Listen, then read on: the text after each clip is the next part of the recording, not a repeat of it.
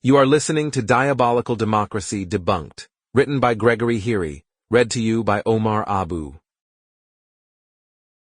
Diabolical Democracy Debunked by Gregory Heary. Section 1.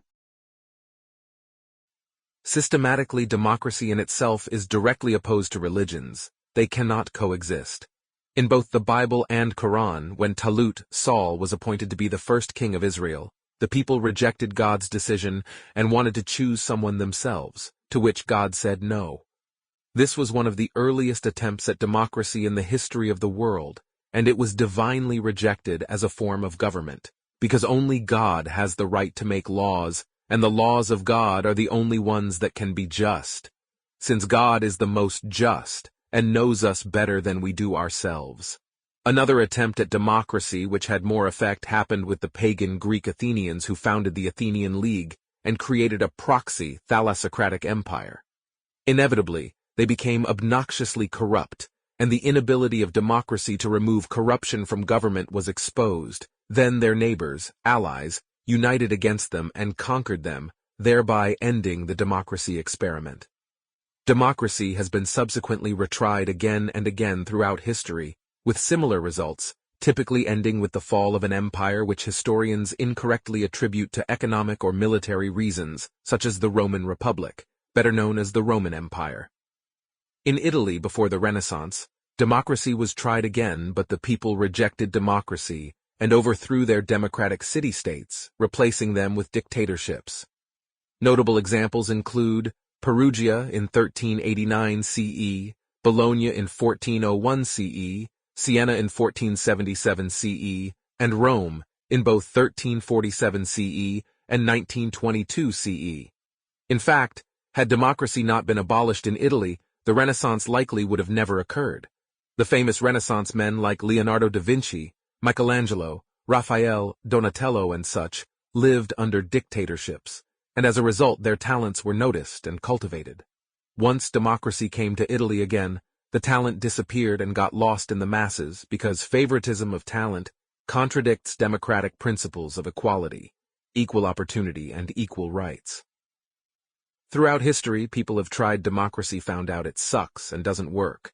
But then later generations repeat the same experiments thinking they can make the impossible work for them when it's never worked before, when even better people tried it. It's a misconception that democracy prevents dictatorship. Democracy and dictatorship are intimately related because every dictator has been appointed by a majority vote, which is the exact premise of democracy. Democracy doesn't promote peace within multi-ethnic societies. It promotes conflict, pitting diverse groups against each other with genocidal foreshadowing, as anyone living under democracy today recognizes, even if they don't know those conflicts are caused by democracy. The philosopher Aristotle, who lived under Athenian democracy, even said, "Unlimited democracy is just like oligarchy, a tyranny spread over a large number of people." During the life of Aristotle, the definition of democracy was a state in which everything, even the law, depends on the multitude set up as a tyrant and governed by a few declamatory speakers. Not one place in all of colonial America contained a trace of democracy. The political structure was always that of a merchant state, or what is better known today as a corporatocracy. Natural rights and popular sovereignty were not philosophies promoted by anyone in American politics during the entire time period between 1607 to 1776 CE. Once a pseudo-democracy was established and the first tax levied, the people were completely taken by surprise and actually rebelled against the U.S. government they had fought to create.